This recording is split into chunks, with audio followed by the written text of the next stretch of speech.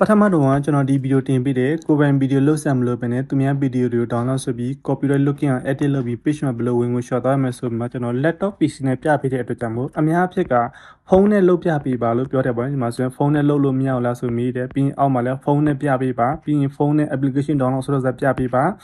ဖုန်းနဲ့လုပ်တဲ့ဥစ္စာတင်ချင်တယ်ဆိုပြီးမှကျွန်တော်စီမှာ comment တွေအများကြီးလာတယ်ပြီးလို့ရှိရင်တင်တန်းတက်တဲ့ခါမှာလည်းအများကြီးကျွန်တော်စီမှာလာတဲ့အတွက်ကြောင့်မို့ကျွန်တော်ဒီနေ့မှာတော့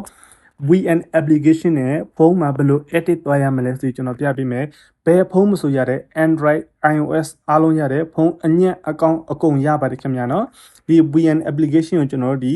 Play Store, App Store နဲ့အလွယ်တကူ download ဆွဲလို့ရပါတယ်။ဒီမှာအပေါ်မှာတစ်ချက်ရေးပြီးရှာလိုက်ပါ VN ဆိုမှပဲရိုက်ရှာလိုက်ဒီမှာဆိုရင် VN editor ပေါ်တယ် VN ပဲရိုက်ရှာမယ်ဆိုလည်းရပါတယ်ခင်ဗျာနော်။ဒီမှာဒီ app ဖြစ်ပါတယ်။ဒီ app ကို download ဆွဲပြီးမ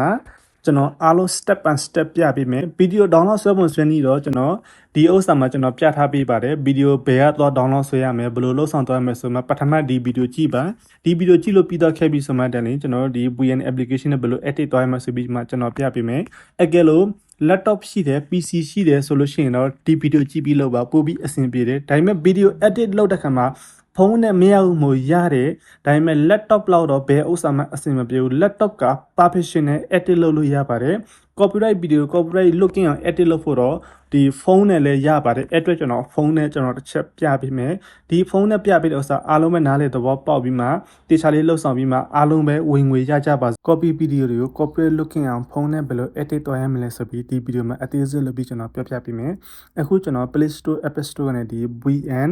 video application ကိုကျွန်တော်တစ်ချက် download ဆွဲလိုက်မယ်ကျွန်တော် download ဆွဲပြီးတဲ့အတွက်ကြောင့်မို့ကျွန်တော်တစ်ချက်ပြန် back ဆုပ်မယ်ဒီမှာကျွန်တော် download ဆွဲပြီးဖြစ်တဲ့အတွက်ကြောင့်မို့ဒီဥစ္စာတစ်ချက်ဖွင့်လိုက်ပါမယ်ခင်ဗျာနော်ဒီနေရာမှာတစ်ခုသတိထားရမှာကျွန်တော်တို့က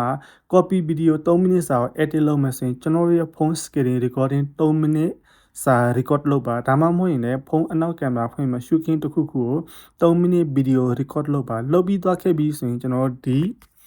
VN application တစ်ချက်ဝင်လိုက်ပါပြီးလို့ရှိရင်ကျွန်တော်အောက်က plus icon တစ်ချက်နေပါ new project တစ်ချက်နေပါပြီးလို့ရှိရင်ကျွန်တော်မှာပါနော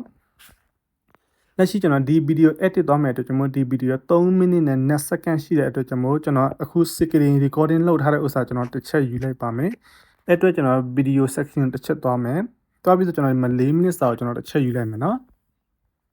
်ဒီ4 minute စာယူမယ်ဆိုရင်ကျွန်တော်ဒီမှာဆိုအတန်ပါတဲ့အတွက်ကြောင့်မို့ဒီနောက်ခံအတန်ကျွန်တော်တစ်ချက်ဖြောက်ရပါမယ်အားလုံး step by step လိုက်နာတော့ပါအတန်ဖြောက်ဖို့ဆိုရင်ကျွန်တော်ဒီအောက်ကိုနည်းနည်းဆင်းသွားမယ်ကျွန်တော်ဒီကနေ value ကတစ်ချက်ကျွန်တော်ဒီကနေတစ်ခါတည်းဖြုတ်သွားလို့ရတယ်ဒါမှမဟုတ်ရင်ကျွန်တော်ချက်တောင်းတဲ့နီးလမ်းကျွန်တော်ပြပေးမယ်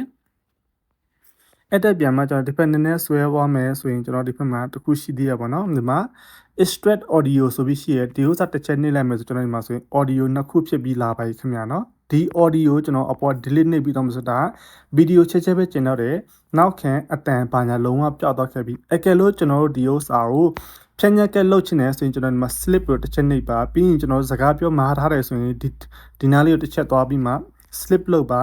အလဲဥစ္စာဖြတ်မယ်ဆိုထောက်ပြီးမှ delete နှိပ်ပြီးဖြတ်သွားပါခင်ဗျာနော်ဒီ VN application ကြတော့လူတိုင်း edit လုပ်ဖို့တက်မယ်နေမယ်ပြီးရင်ကျွန်တော်ဒီဖက်ကဥစ္စာလေးကျွန်တော်တစ်ချက်ဖြတ်လိုက်မယ်ဖြတ်လို့ပြီးတော့ခဲ့ပြီးဆိုရင်ကျွန်တော်တို့ရဲ့ video site ကဘယ် site ယူသွားမလဲဆိုကျွန်တော်တစ်ချက်ရွေးပြီးတော့မယ် automatic မှာဆိုရင် original ဆိုပြီးပြတယ်ဒီဥစ္စာကျွန်တော်တစ်ချက်ထောက်လိုက်မယ်ထောက်ပြီးတော့ခဲ့ပြီးဆိုရင်တော့ကျွန်တော်ဒီမှာဒီမဲ့ 1.1 ကိုသွားတာပို့ပြီးကောင်းတယ်ပေါ့နော် 1.1 မတွေ့ဘူးဆိုလို့ရှိရင်တော့ကျွန်တော်ဒီမှာပေါ့နော် 1.1 တစ်ချက်ရွေးပြီးသွားမယ်ဆိုဒီမှာ4000ပုံစံလေးဖြစ်တော့ခဲ့ပြီးဆိုရင်ကျွန်တော်အမှတ်လေးချလိုက်ပါမယ်ပြီးတော့ခဲ့ပြီးဆိုရင်ဒီအပေါ်က depth ပုံဆိုတဲ့ဥစ္စာပေါ့နော်ဒီမှာဒီ icon လေးကျွန်တော်တစ်ချက်ထောက်လိုက်မယ်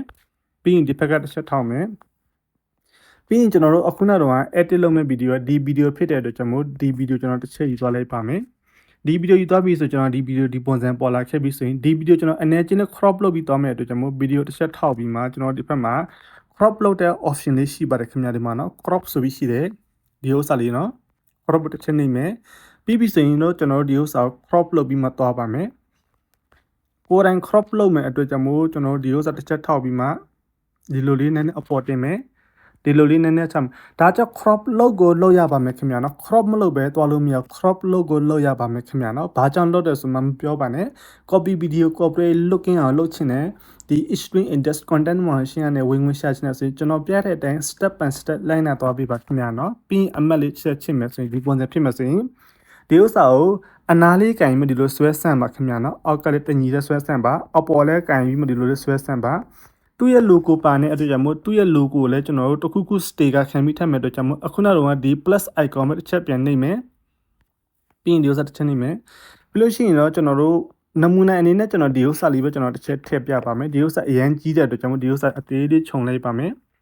ပြီးပြီဆိုဒီဥစ္စာကင်ပြီးမှဒီအပေါ်လေးကိုယူသွားပြီးချပါမယ်ခင်ဗျာနော်ဒီနေရာမှာကျတော့ဒါကျွန်တော်အစမ်းသက်နမူနာအနေနဲ့ပဲကျွန်တော်ပြတာဖြစ်ပါတယ်ဒီနေရာမှာကျတော့ကိုယ့်ရဲ့ page logo ဖြစ်ဖြစ်ကိုယ့်ရဲ့ page နာမည်ဖြစ်ဖြစ်တစ်ခုခုထည့်လိုက်ပဲအဲ့ဒါဆိုရင်ပို့ပြီးမှအဆင်ပြေပါတယ်ခင်ဗျာနော်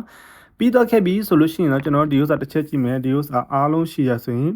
ဒီမှာကျွန်တော်တို့ဒီအောက်က video screen recording ပို့နေတဲ့အတွက်ကြောင့်မို့ဒီနေရာတစ်ချက်သွားမှာကျွန်တော်တို့ဒီအောက်က video တစ်ချက်ထောက်ပြီးမှ slip နှိပ်မယ်ဒီဥစ္စာနှိပ်ပြီးမှ delete နှိပ်လိုက်ပါဒီမှာတညီတဲ့ဖြစ်တော့ခဲ့ပြီပြီးလို့ရှိရင်တော့အပေါ်ကဒီ sticker လေးကိုကျွန်တော်ပြန်မတညီတဲ့ဖြစ်ဖို့ဆိုရင်ဒီဥစ္စာနည်းနည်းလေး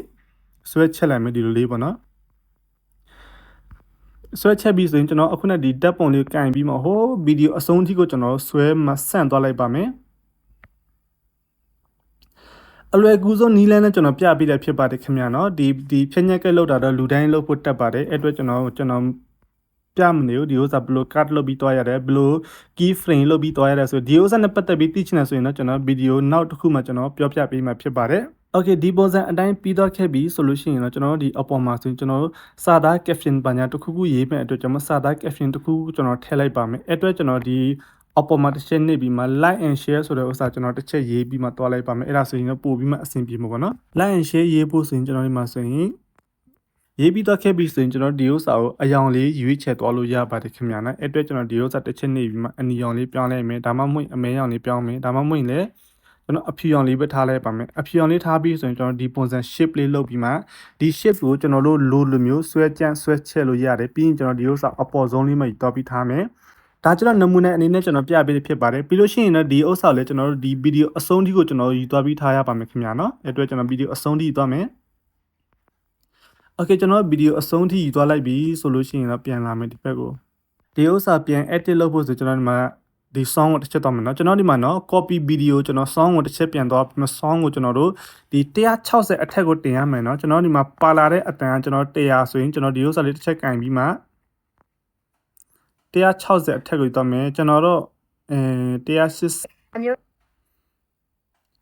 အမက်လေးလုပ်လိုက်ပါမယ်။ Okay ဒီပုံစံအတိုင်းလုပ်လို့ပြီးတော့ခဲ့ပြီဆိုရင်တော့ကျွန်တော်တို့ဒီဗီဒီယိုမှာကိုကပင်နာမှာဖြတ်ချင်တယ်။ဖြတ်ချင်တဲ့နေရာရှိလို့ရှိရင်ကျွန်တော်တို့ဒီမှာဒီထားလိုက်ပါတော့သူများဗီဒီယိုယူသုံးနေဆိုရင်သူတို့ကဒီအစနာလေးမှာသူတို့ရဲ့ page နာမည်ပြောတာမျိုးရှိတယ်။သူတို့ရဲ့ page logo အကြောင်း like and share ကျွန်တော် page ကို like and share လုပ်ပေးပါဆိုတော့ပါတဲ့အတွက်ကြောင့်မို့ဒီဥစ္စာတစ်ချက်ထောက်ပြီးမှ slip တစ်ချက်နှိပ်မယ်။ပြီးလို့ရှိရင်ကျွန်တော်ဒီဘက်တစ်ချက်သွားပြီးမှကျွန်တော်ဒီနားလောက်ထိရှိတယ်ဆိုလို့ရှိရင်တော့ပြန်ပြီးမှနားထောင်ပြီးမှ slip တစ်ချက်လုပ်ပါပြီးရင်ဒီအလဲတစ်ချက်ထောက်ပါပြီးရင်ကျွန်တော်တို့ဒီမှာdelete ဆိုတော့ option တစ်ချက်ဖြတ်ပြီးသွားလိုက်ပါပြီးဒီဥစ္စာကန်မဟုတ်ဘက်ကိုဆွဲမှဗီဒီယိုပို့မယ်ပြီးရင်ကျွန်တော်ဒီဘက်တစ်ချက်လာမှာပေါ့နော်အနောက်ဆုံးတစ်ချက်ပြန်သွားမယ်အနောက်ဆုံးတစ်ချက်သွားပြီးဆိုဒီဥစ္စာလေးကန်မှဒီ copy ကူးလာတဲ့ဗီဒီယိုနဲ့ quality ထားမယ်ပြီးလို့ရှိရင်ဒီအောက်ကဥစ္စာလေးထုံနည်း၎င်းပဲကျွန်တော် quality ထားမယ်အတွက်ကြောင့်မို့နည်းနည်းဟုတ်ပဲသွားမှချိန်ပြီးမှဖြတ်မယ်ဒါကြတော့နမူနာအနေနဲ့ကျွန်တော်ပြပေးဖြစ်ပါတယ်ဘယ်လို edit သွားရတယ်ဘယ်လိုလှုပ်ဆောင်သွားရတယ်ဆိုမှပေါ့နော်ပြီးလို့ရှိရင်ကျွန်တော်ဒီဥစ္စာတစ်ချက်နေမှတညီညာတဲ့ထားလိုက်ပါမယ်ပြီး okay ပြီးအပေါ်စာသားတညီညာထားဒီလောက်ဆိုရင်ကျွန်တော်တို့လုံလောက်ပါပြီခင်ဗျာနော်တော်တော်လေးကိုအဆင်ပြေတော့ခဲ့အကယ်လို့ဒီထက်မကပို့ပြီးကောင်းအောင်လုပ်ချင်တယ်ဆိုရင်ကျွန်တော်ဒီမှာဒီ copy video တစ်ချက်ထောက်ပြီးမှကျွန်တော် copy video color ပိုင်းဆိုင်အနေချင်းလေးကျွန်တော်ချိန်လိုက်ပါမယ်ခင်ဗျာနော်color ချိန်တာတို့ motion ချိန်တာတို့အားလုံးလှုပ်ဆောင်သွားလို့ရပါတယ်ဒီကတစ်ချက်သွားမယ်သွားပြီးဆိုရင်ကျွန်တော်ဒီပုံစံကြိုက်လားဒီပုံစံကြိုက်လားဒါမှမဟုတ်ရင်ကိုကြိုက်တဲ့ပုံစံဗီဒီယိုအလိုက်ကိုလှုပ်ဆောင်သွားရပါမယ်ခင်ဗျာနော်ကျွန်တော်ဗီဒီယိုက coloration ဘယ်လောက်လုပ်ရင်ကောင်းမလဲဘယ်လောက်မလုပ်ရင်အဆင်ပြေမလဲအဲ့ဒါကိုယ့်အကိုချိန်ပြီးမှသွားပါခင်ဗျာနော် original တစ်ချက်နှိပ်ပြီးမှကျွန်တော်ဒီဥစ္စာလေးကို